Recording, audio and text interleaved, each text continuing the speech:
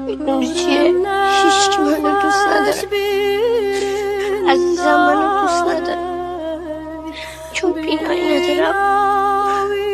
همه میکنن دستم فرار کنم. اگه چشم داشتم میرفتم مدرسه روستا.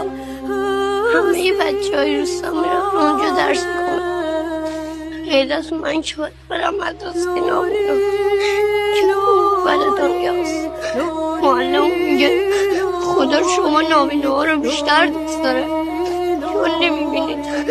ولی من گفتم اگر ما رو دوست داشت نابینا نمیگرد تا اونو نبینیم. ولی اون گفت خدا دیدنی نیست، همه جا هست، شما میتونید اونو حس کنید. شما میتونید دستاتون ببینید. خدا من همه جا رو میگردم بالاخره یوزی